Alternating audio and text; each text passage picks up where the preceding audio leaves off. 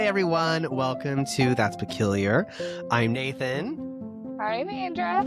And I have a show today, but first I wanted to ask Andra, we had a real life encounter with our podcast. I want her to tell the story. Yeah, so I work at a winery, and it was super cool because basically we got on the subject of like podcasts and everything, and it was so cool.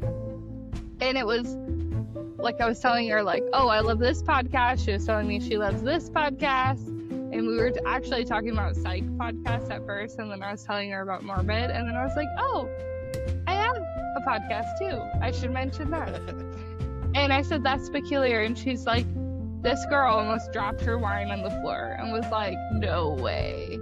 And then she literally pulled up her phone and showed me Apple Podcasts had been suggesting it to her. She had not been listening to it, but she had been suggested it, and that was pretty cool for me. Yeah, I think that's really cool too. I mean, speaking of like podcast stuff, we have 30 total followers over the platforms.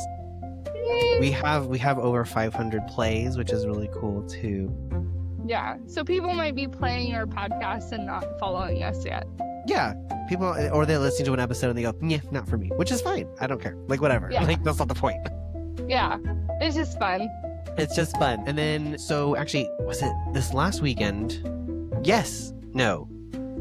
Recently. Last week. I just found out tomorrow's Friday, so. Tomorrow is Friday, yes. I just now learned. I think it was last week, both me and Ross had the day off, and we went up to a little wine town over here in Phoenix area. It's called Jerome. Yeah, I've been to Jerome. That place is like it's so cool. It's like this little, it's like Sonora on a hill. It's weird. Like Murphy's on a hill. Yeah, Murphy's on a hill, like it's like on a cliff. Yeah. It's the weirdest thing, and they call it. It's supposed to be really haunted. They have an old sanatorium that is now a hotel. I did not hear about it being haunted. Yes, I just went there with Mom with wine. She was pissed at my stepdad. Oh yeah, so this town, it's like there's haunted places because of the mining area that's over there. Like there was like cave-ins and miners died and they couldn't get the bodies out because it was so deep. But there's also a sanatorium that they converted into a hotel so you can stay there. Ew. I want to stay there.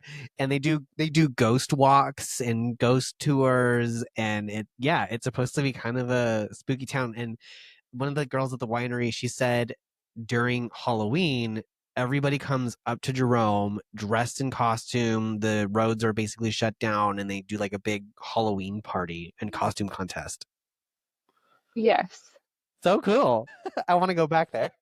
What's weird is that sounds like Murphy's, except Murphy's really celebrates De las Muertes. They don't celebrate Halloween. No. I mean, they do. You can go to Rocky Hill. Yeah. It's freaking packed, and it's not even that much fun. But yeah. Like, De las Muertes, they do like everybody has their own. An ofrenda. The altar. But what is altar? Thank you. Everybody has their own altars, The and like they do. No, it is, but like the word I know it as is altar. So everybody has their own altars and everything. They put their families. That's like, so cool. They sell those crowns, the flower crowns. They sell flowers. It's just so cool. Yeah, fun stuff. But yeah, that's what we did on a day off that we had. And so now to go to this episode, I'm doing this again. It's kind of a part 2, but not really. It's like building upon, I guess. Okay. The apocalypse of Adam was actually really listened to, which kind of surprised me. So we're kind of, huh? I thought it was a good episode, but when you told me that, I was like, interesting. Yeah, it's interesting, right? So we're gonna go through more, and we're gonna talk about more information that Adam passed to Seth. Also, briefly. Huh?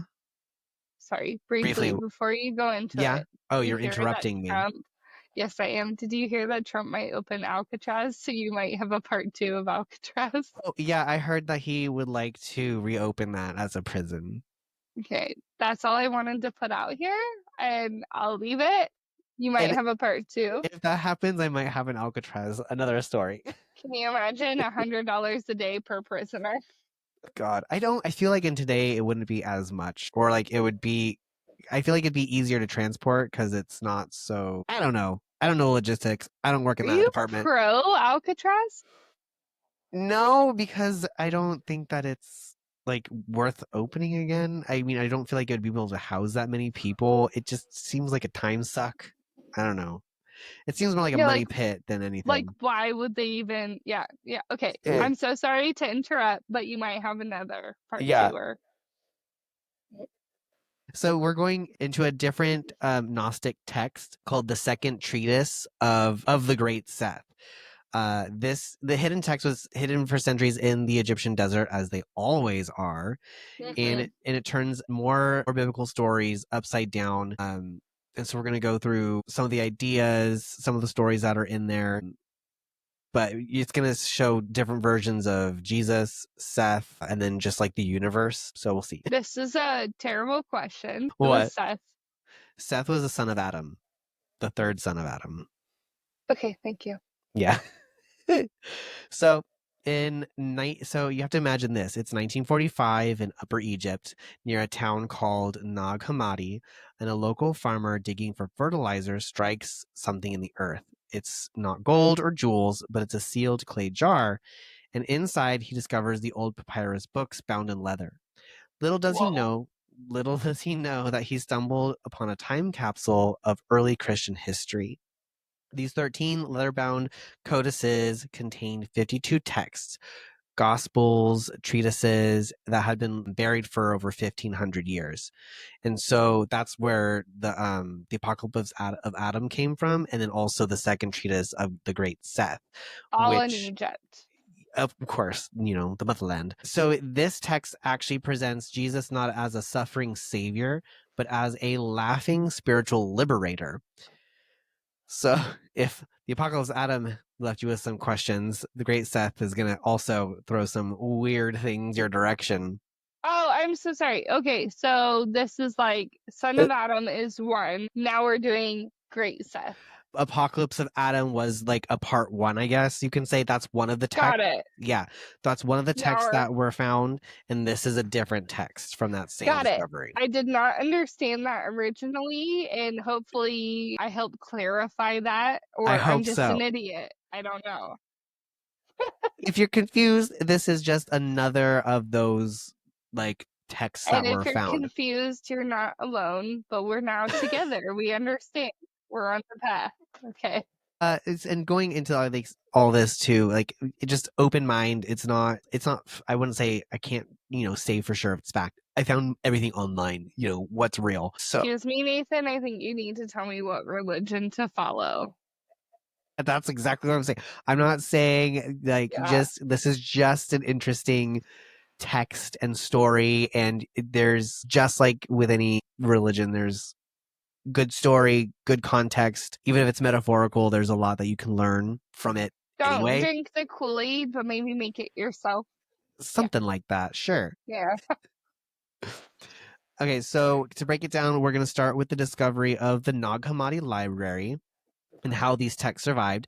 We're going to get into who Seth in the Gnostic tradition is. That's what this religion is. It's called Gnosticism. And then why a treatise in Jesus's voice is linked to Seth at all.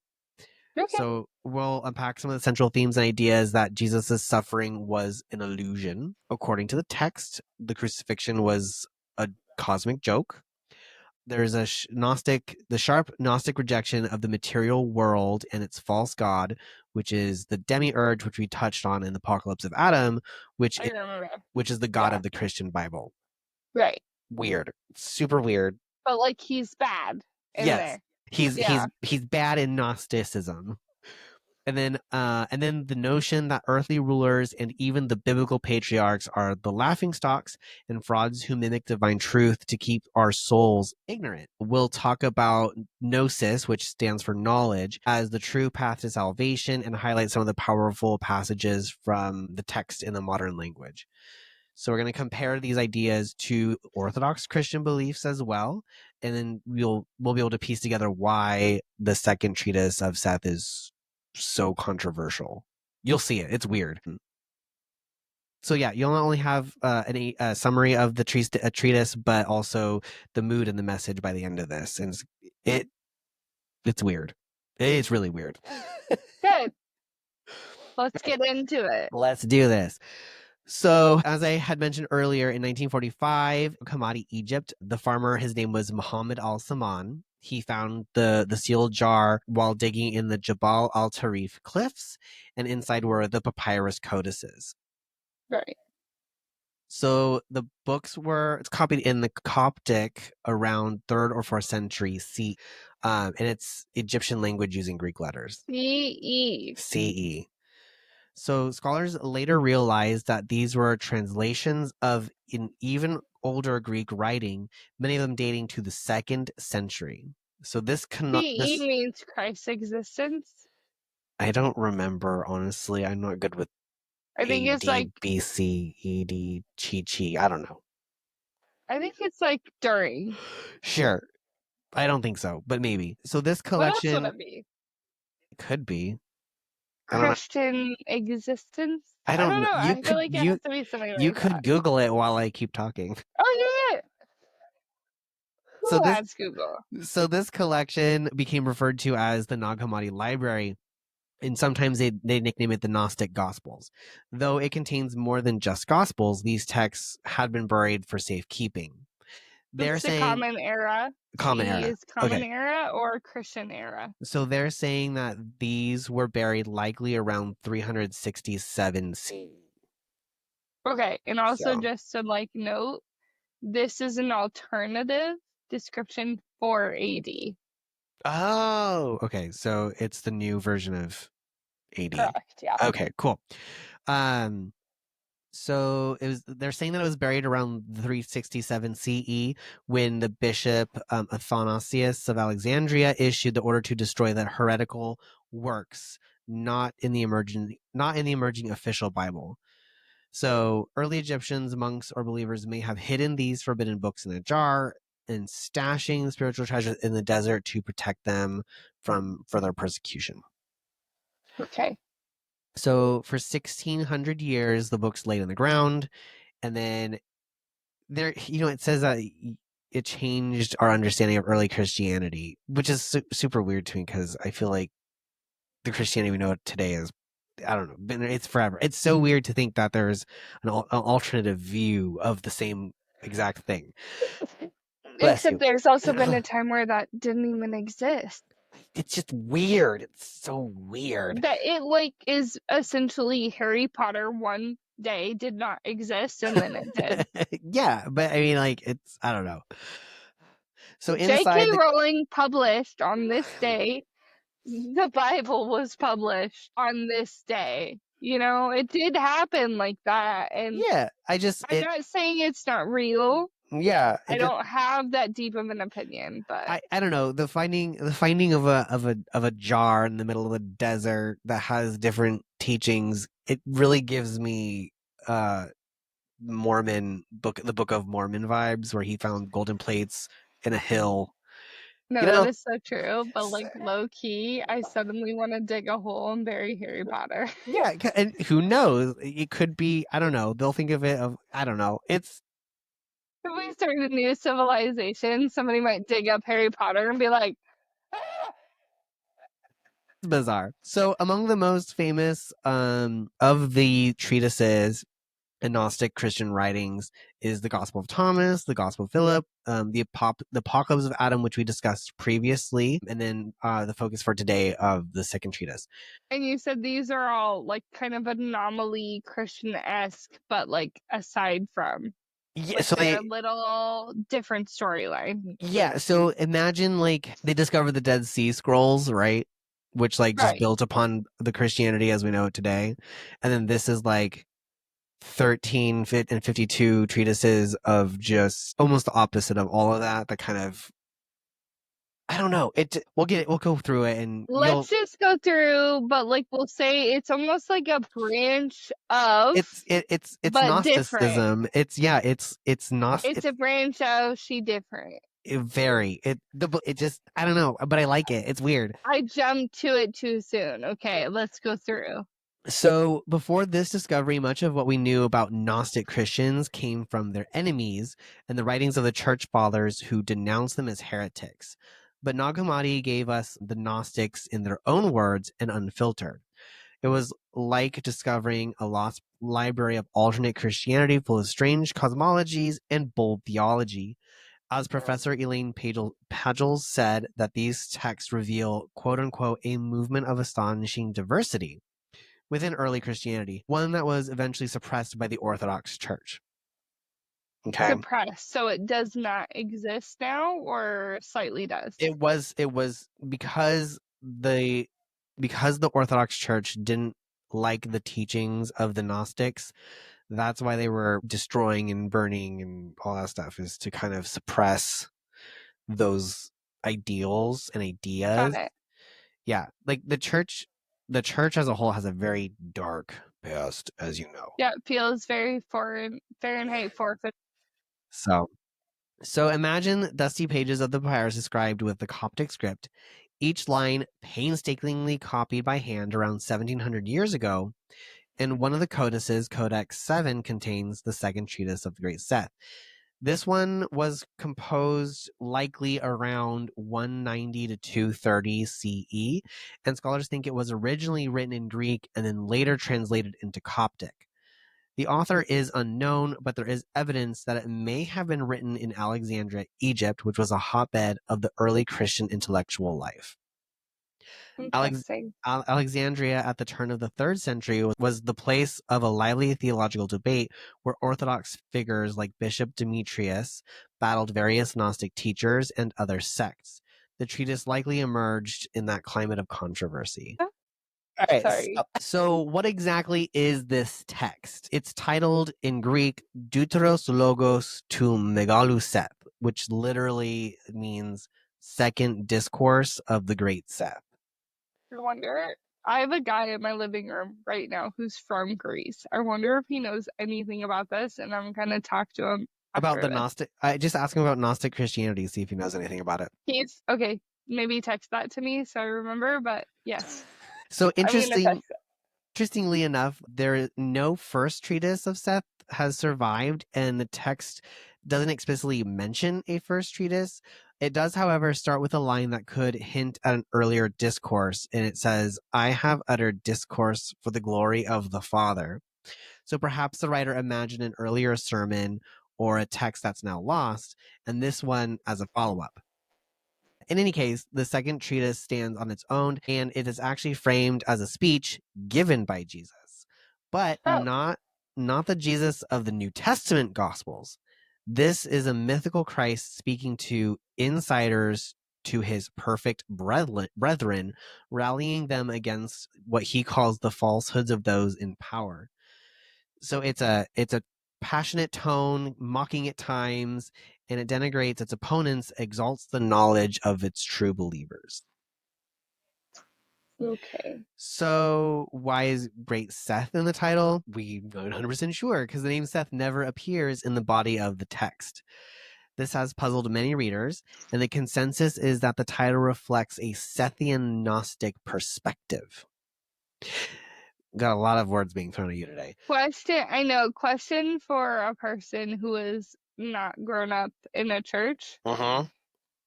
Christianity is Christianity holds Judaism.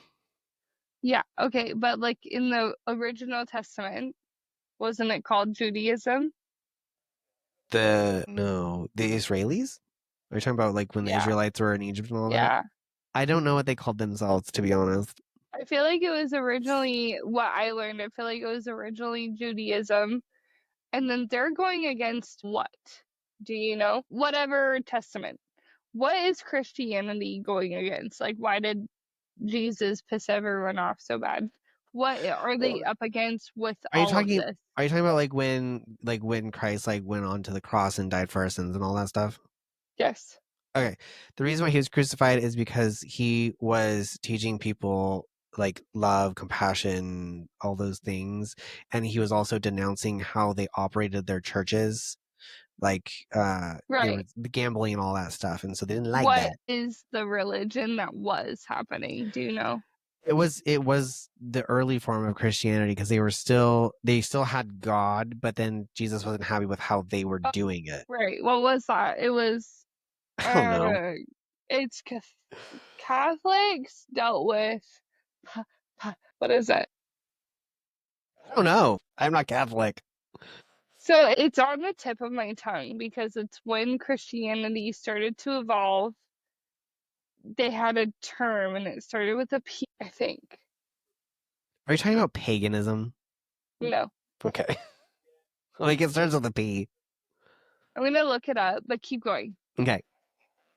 So in Sethian tradition, the spiritual lineage of Seth is central. Sethians considered themselves children of Seth, the holy offspring distinct from the other lesser offspring of Adam. Some Sethian texts Interesting. present Seth as a heavenly figure or even an earlier incarnation of Christ. One interpretation, as scholar Marvin Meyer suggests, is that the heavenly figure of Seth can come to expression in the person of Christ, Mm-hmm. meaning that Jesus might be seen as an incarnation or a manifestation of Great Seth. So it could be understood that the second treatise of Great Seth is a second message delivered by Jesus, and it's the manifestation of heavenly Seth. Okay? Okay. Yeah. In other words, if Seth's first message was something in primeval times, this is the follow-up coming through Jesus. Another simpler possibility, since the text is Protestants. Protestant. Since this text is the second tractate in the Codex 7, the ancient compilers titled it the second treatise for its position, invoking Seth to signal it's a Sethian work. Either way, the titles clues us that it's aligned with the Sethian Gnosticism, which is an important branch of the Gnostic family. So again, because religion and beliefs are so convoluted and so I don't Right. know everything about Gnosticism. So we're talking about just this. And then I don't know, maybe I'll become a Gnostic It's scholar. like a Who knows? blanket. Yeah. Yeah. Uh, so before we delve into the text content, we're going to set up some context of Gnosticism and the key ideas that we'll encounter. So I'll do my best to explain everything, and this is going to be kind of a crash course in as much as I know of Gnosticism. Right. Dumb it down for me. So we need to understand the basic of Gnostic belief. Gnosticism isn't a single creed, but it's a spectrum of ancient religious movements, mostly the 1st through the 3rd centuries CE.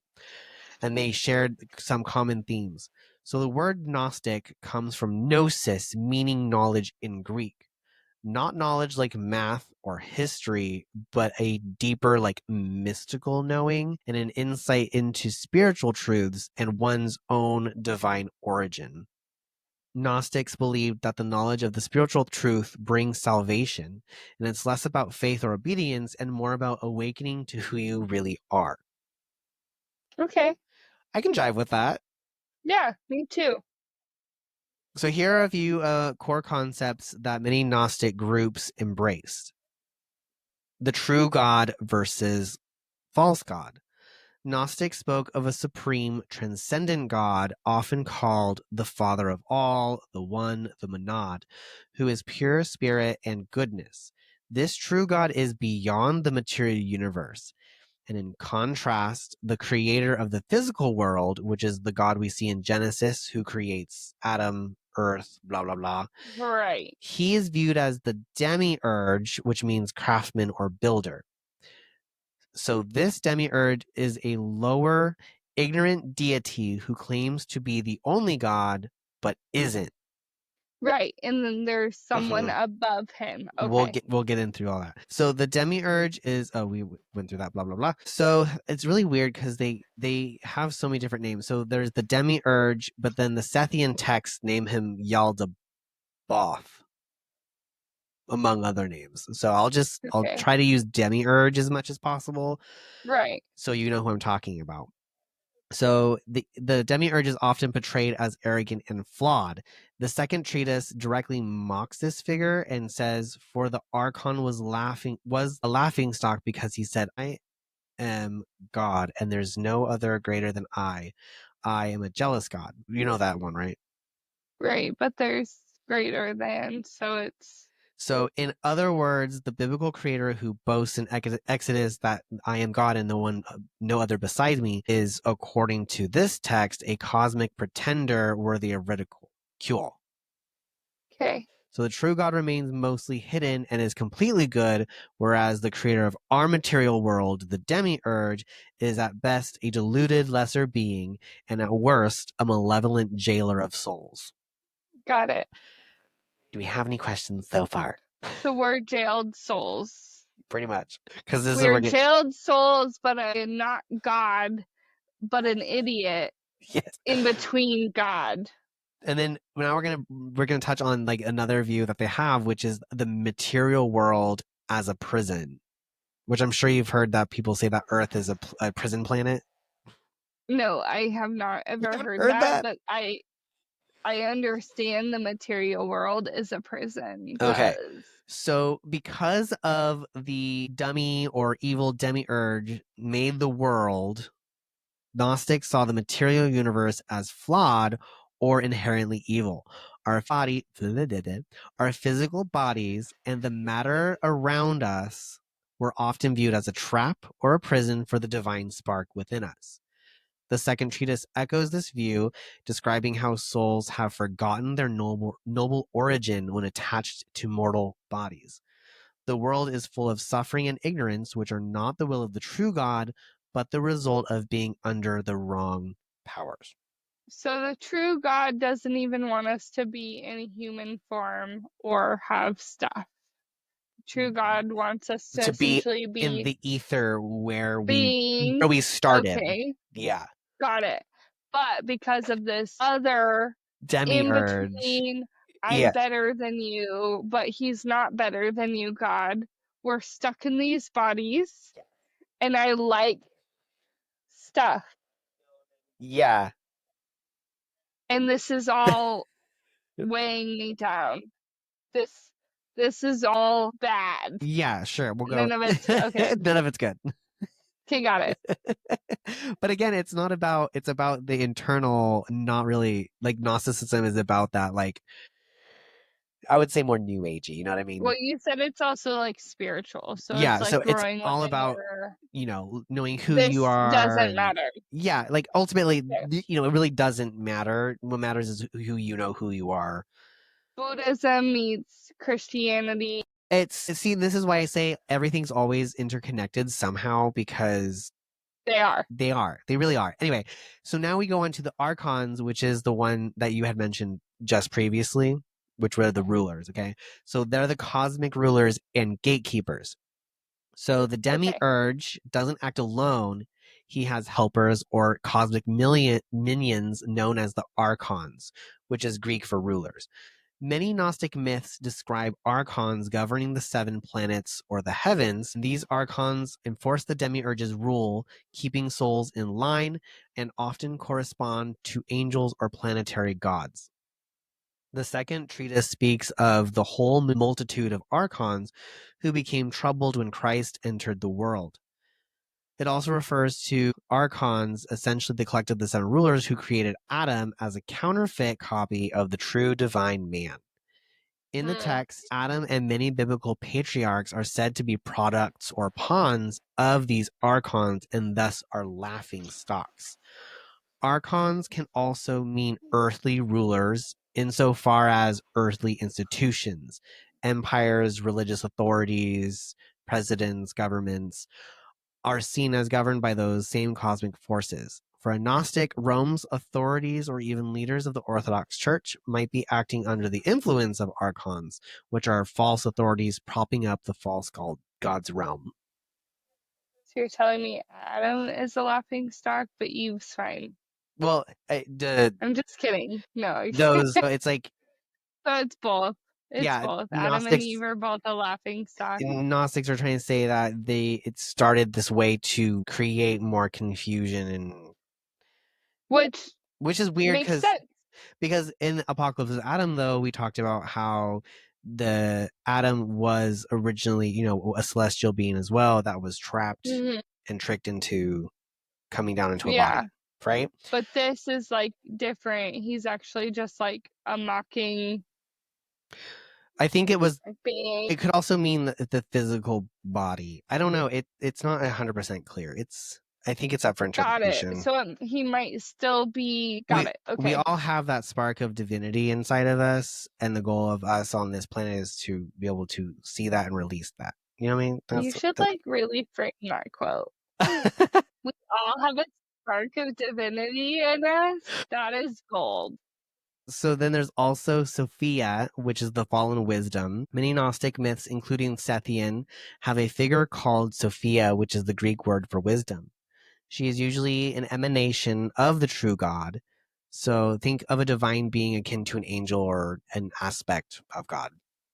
Okay. In the myth, Sophia falls from the heavenly realm, often out of desire to know the unknowable true God more fully, and in her fall, she gives birth to the demiurge. Thus, Sophia unwittingly starts the creation of the material world. She often Got it. repents or tries to fix her mistake, helping humanity from behind the scenes. In our text, Sophia is Right. mentioned as our sister who came forth to prepare places for the Son of Light, but whose work ended in destruction until the Savior came. Well, light and knowledge can be, those are like two words that are actually kind of like interchangeable. People think like knowledge is come to light of. Mm-hmm. Yep.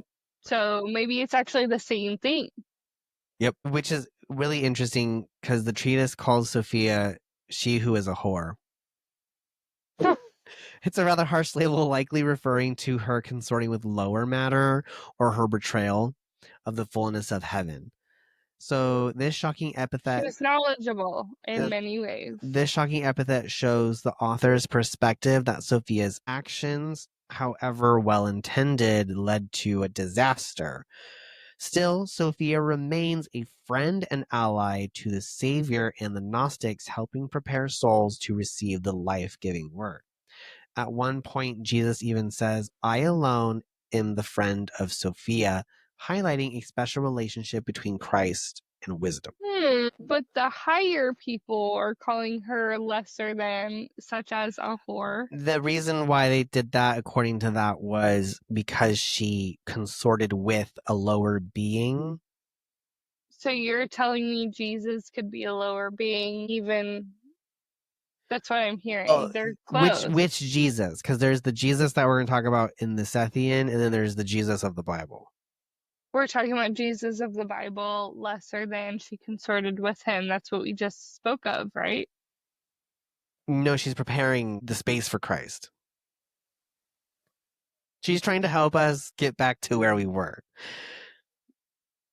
Even though she kind of created it. Okay, continue on. I think you got it. Yeah. There's a lot. This might end up being another 2. So then we had to talk about another belief is the divine spark and the ascent of the soul. I should have done this on the first episode so I can just get all the Gnosticism stuff out of the way and then tell the stories. Gnostics believed that within certain people or their community of believers is a divine spark, a piece of the higher reality. This spark needs to be awakened and freed. Salvation means escaping the cycle of rebirth and the grip of the material world and returning to the divine realm. How? Which is so weird because some people believe in reincarnation. Other religions believe in reincarnation as higher than. That's so interesting. So this means you will be stuck forever unless you get out of that cycle of reincarnation. And the funny thing too about like other religions and with the thought of like reincarnation is the better you do in this life, the better your next life will be. Right. The worse you do in this life, the worse you'll do in the next life, unless you change do better and better and better, and then eventually you leave. You don't have to come back. Got it. That's the idea. So through Gnosis, the experiential knowledge of truth of who you are or who God is and what the cosmos is really about.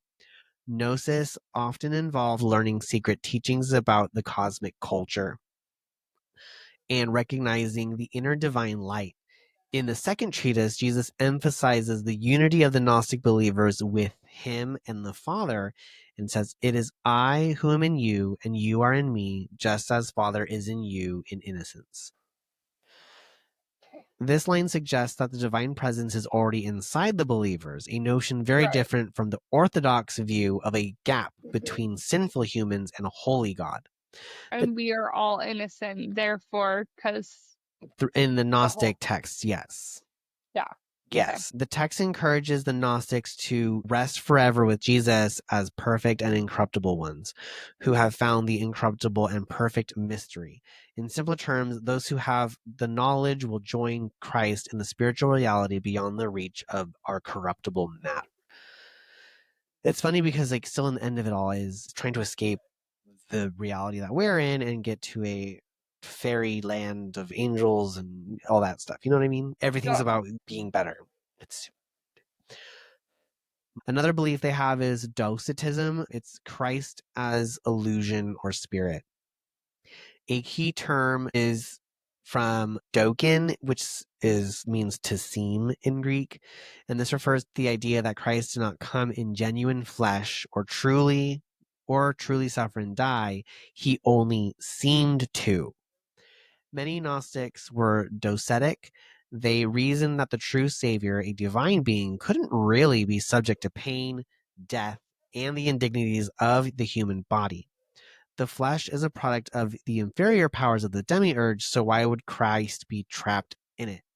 As we'll see, the second treatise of the Great Seth presents strongly docetic views of Jesus' crucifixion and says Jesus did not die in reality, but in appearance. To the author, Christ's passion was sort of a cosmic ruse, with Jesus laughing at those who thought they had power over him. Which sort of makes sense for Easter. Well, I mean, if he didn't, I mean, or Christmas. It's so interesting to think. Born again. Which one's born again? I feel Christmas? like we need to, like, put everything we know about Christianity as we know it away and just, like, because it just there. But okay, I'm just gonna say though, because he comes back, so that does make sense. But yeah, that he is better than the flesh that he was given, and it was all kind of a ruse, and then he was laughing at the people that did not agree with him. well, I mean, so I see where, I mean, I can see that too, but it's funny to think that, like, there's the Gnostics who saw the Jesus crucifixion this way, and then you have the Orthodox belief that's like Jesus died, you know, and it's like maybe he didn't actually die, but his, like, body did. And then so you have your Yeah. beliefs, but then there's me who is along for the ride, and I feel like there is a connection. Oh, there is. I'm sure there is a connection. It's the fact that He didn't actually fucking die. It's their he scene. didn't die. He came back, or he died and then he came back. Which yeah, you said the same thing twice. no, I said or he didn't die And he came back.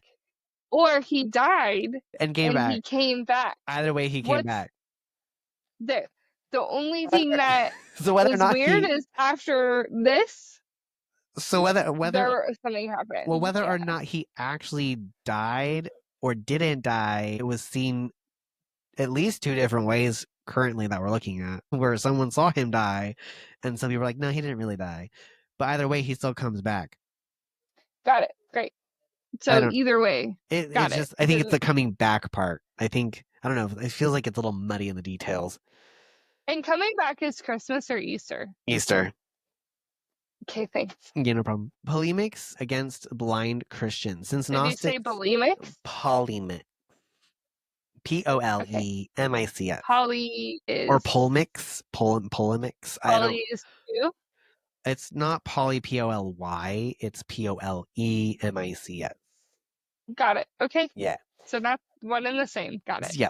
Since the Gnostics saw themselves as since the Gnostics saw themselves as possessors of the true understanding, they often viewed those in the emerging Orthodox Christian majority as ignorant or soulish people who didn't fully get it. The second treatise has quite a bit of polemical tone, and it refers to other Christians as people who did not know the mystery and are slaves to law and earthly fear. It describes them as blind and senseless for clinging to the worship of the demiurge and the physical Jesus and not understanding Christ's true spiritual nature. Wow. In contrast, the Gnostics are called perfect and undefiled, who have one mind and live in unity and friendship, reflecting the Father's will. So it's a lot. Yeah. Okay, so after we go through these concepts, so we're going to keep those concepts in mind, and then we're going to talk about what was actually said in the Great Treatise. So we're going to talk about this. What's And this like, is the piece of stuff pulled from the earth in Egypt in yeah, a jar. yeah. So this is going to be what was actually like what he talked about, what Jesus was talking about. Okay. Got it. Okay. So the second treatise was written as a first person speech by Jesus Christ. There's no narrative of events with disciples or dialogue. It's more like a monologue or a sermon of the risen Christ addressing the Weird. reader. Yeah. Okay. It's addressing the reader or the Gnostic congregation. We Like might. he wrote it as like a story. Weird. Yeah, Okay. it's like he's monologuing. You Yeah. sly dog, you got me monologuing. Anyway, so we might imagine it being read aloud in a meeting of Gnostic believers to encourage them. Jesus often addresses the audience as you who are perfect and undefiled, which gives you a sense that this text is meant for the insiders who have the gnosis, which is knowledge. It's almost like a pep talk from Jesus to his fellow spirits and brothers, reassuring them that they're on the right side of the cosmic struggle. The treatise opens in a lofty, mystical tone. Jesus speaks of perfect majesty at rest in the ineffable light and declares that he exists with all the greatness of the Spirit. So right away, the language places us in a cosmic perspective that Christ is aligned with the highest God, which is the Father of truth, not the demiurge, like the God, and stands in the light of the divine realm. He mentions bringing forth a word for the Father's glory, and that that it is I who am in you, and you are in me, which it gives me namaste vibes. So it's underscoring the unity between Christ and the community. Then the text becomes more mythological. It describes a scene in the heavenly assembly where Jesus and the multitude of the divine beings decide to visit that creation of the inferior God. It's as if the true spiritual beings see the world of the demiurge and plan a mission to save those trapped. Jesus volunteers, saying, "They charged me since I was willing. I came forth to reveal the glory to my kindred and my fellow spirits." So this statement, Christ calls the souls of the world his kindred, his fellow spirits, implying that the Gnostic souls are of the same divine family that he is in. Right. And the mission is to reveal glory and truth to them. Okay. The treatise then refers to Sophia's role. Those in the world had been prepared by the will of our sister Sophia. This suggests that Sophia, despite her mistake in helping create this world, has set the stage for salvation. She prepared places for the Son of Light and made bodily dwellings from elements, which ended in destruction. But ultimately, these dwellings could be our human bodies, our human lives, and they're now ready to receive the life-giving word. So simply put, humanity has been set up through a difficult and flawed material existence. To be ready for the Savior's message of life, it's a bit like saying Sophia created conditions that make people yearn for deliverance.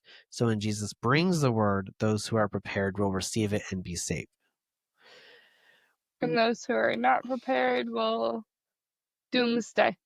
Well, it's just there's so many parallels with Orthodox Christianity also. It's actually really slightly hard to follow on my end just because I am following it, but it is very it's rough. Yeah.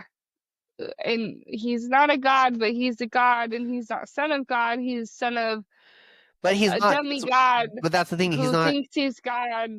That's the thing is they're not. He like the Jesus doesn't say that he is a son of God. He's saying that Right. That's the whole point. they He's were just saying, with God. comparing as Yeah, people. Yeah. yeah. Keep going. I know it's a lot. It's a lot to digest. So now we're coming to the part where Jesus describes entering a bodily form. He says, I visited a bodily dwelling. I cast out the one who was in it first, and I went in. This is not like the typical virgin birth story.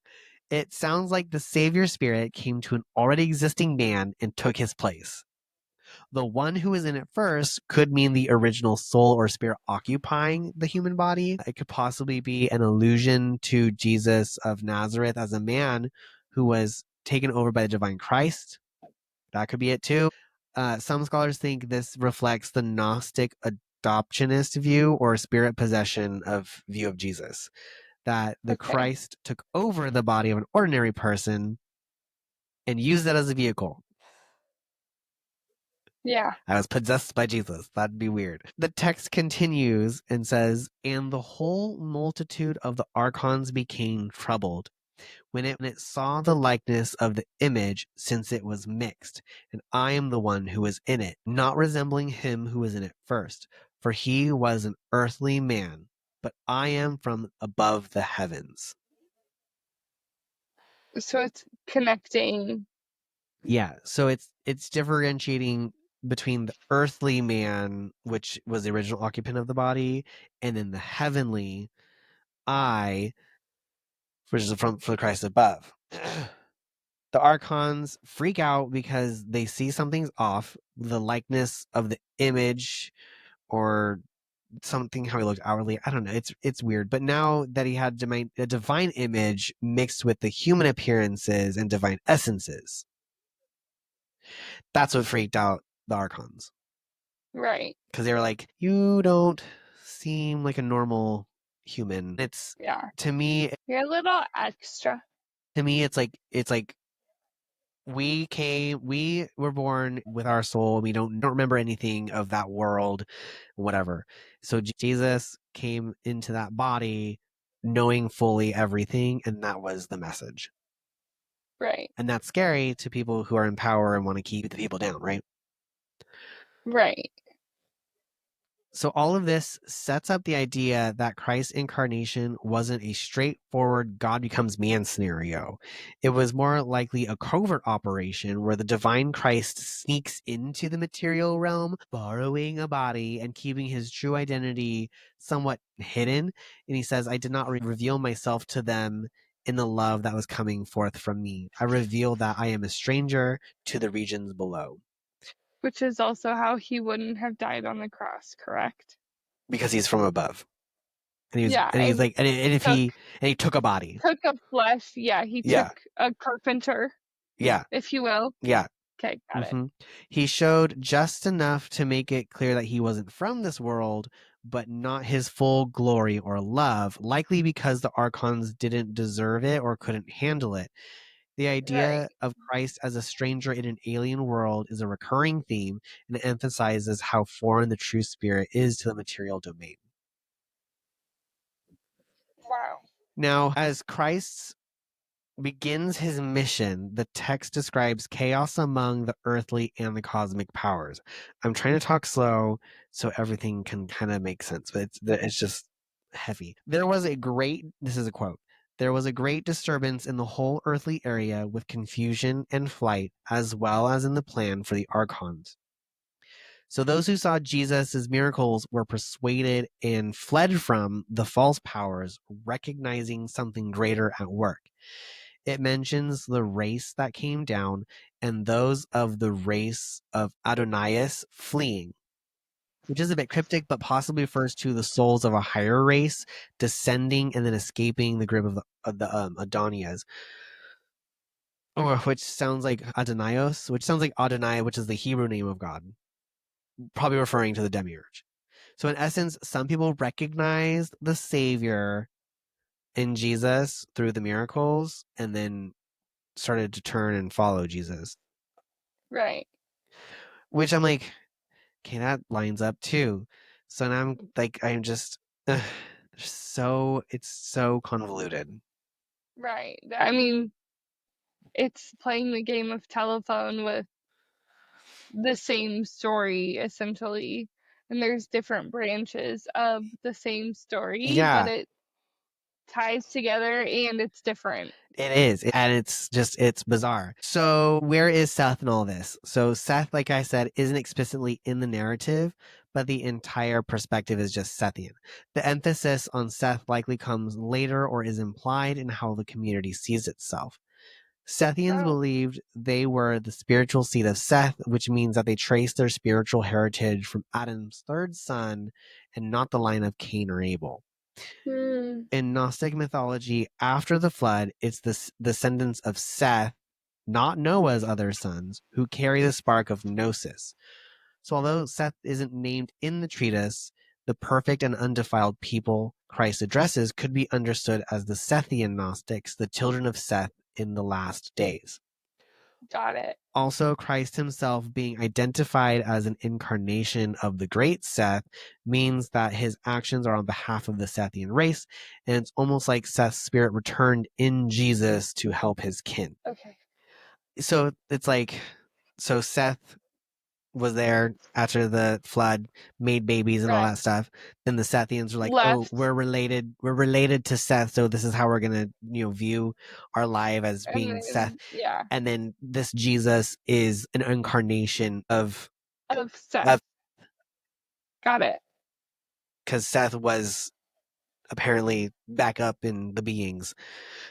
Right. I know, it's a lot. So I'm gonna leave it here for now because we're gonna have to talk about this later because there's a lot And to I need digest. to like breathe on this. Yeah, you do. I need to like, Yeah, I did a motion of like rubbing my brain yeah, and like following it down. It needs to get in and soak. it's a lot because to think that, and I think for people who don't really understand, for most people who are listening to this, like a lot of people are Orthodox Christian or we know the Bible. A lot of people do, and so to hear like this and then be like, it sounds so similar that how is it different?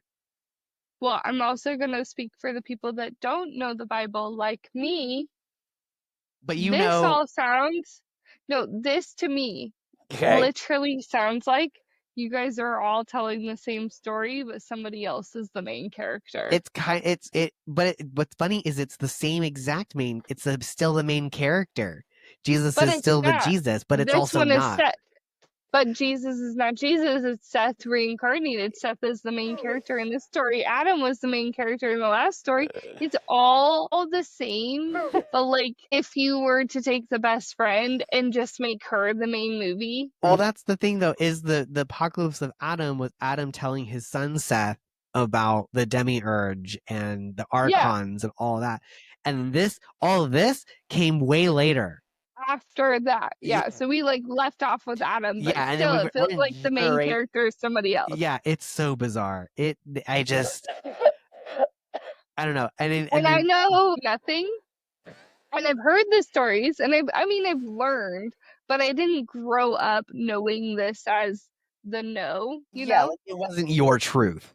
This wasn't, yeah, I didn't grow up like that. So to me, all of this sounds like, yeah, a main character in a story, and we're telling different versions Of of this that same story. story. Yeah. Yeah. Yep, I completely agree. So we're gonna have to do a part 2 on this because this is, I didn't think it would be, What? this heavy, but here we are. But it's funny because the next time that we meet up, Heavy. it's with this treatise of Seth, we're actually going to talk about the crucifixion and how it got turned upside down, and quote, they killed their man, not me. Okay, good. Let's do it. So, do you have any like final thoughts, questions besides what we just talked about? My final thoughts are it it's really interesting to me. So even if you change the character stories and you go into or characters' names and go into different religions, Mhm. they're still very interlocked. So just think about this from like, I'm trying to think of like the Muslim name for Seth, but I barely even knew who Seth was. So like think of the Muslim name for Seth because they have a version of, Are you talking about Muhammad? no, it's just they have a version of all the characters. Like Jesus has a version in Oh, Muslim, okay. like, Because Muhammad is the prophet. right. Yeah. So I'm just saying, like, a lot of the stories, even though there's different names for the characters, they're so intertwined. Mm-hmm. And then basically what you're doing right now is it's like that same storyline, one timeline, Mm-hmm. has played telephone Mm-hmm. and they have changed the name for Mm-hmm. different religions. Now, what you're doing to me is you're being like, you know what? Jesus or Muhammad thought this was their story, but actually, hold on, it's not their story. And now you're telling the different versions of like other people's stories in my mind. So that is my final Yeah. thought. This is like the apocalypse of Adam's storyline. That's Right. similar And to then the now storyline Seth, of the regular Bible, and we're who just going is down on the this line. version, Adam's son is Seth, which in Christianity, it's actually not. Hey, I got it. well, no, Adam did have Seth in the Orthodox Christianity version also. Are there two Seths? No, so in the Bible, Adam and Eve had Cain and Abel, and then they had Seth. In the Gnostics aren't saying that he didn't. So the Gnostics are saying he had Cain and Abel and Seth. When Adam was dying, he told Seth the story of the Archons and the Demiurge and all that, and that's where these Gnostic views start coming from, as how everything is against you based off a design by the Demiurge. Okay. So this is still Adam's story. It's still his family and line. Seth is continuing Yes. Adam's story. Okay. Yes. I feel like I need to draw you a diagram. I think we all need a diagram. And if you draw it, I will post it. Thank you. All right, everybody. I know this is deep. It's hard. It's a lot. But I mean, you guys like the Apocalypse of Adam. So come back next week and we'll talk more, starting with the crucifixion. Until next time, we'll talk to you later. Goodbye. I'm drinking red wine next time. Crucifixion. Yes. Red wine. Jesus blood. All right. Bye. Bye. Thank you for joining us today on this episode of That's Peculiar. Please make sure to join us next week for part 2 of the second treatise of the Great Seth. Please follow, comment, and share. Feel free to send us an email at perpetuallypeculiarpod@gmail.com.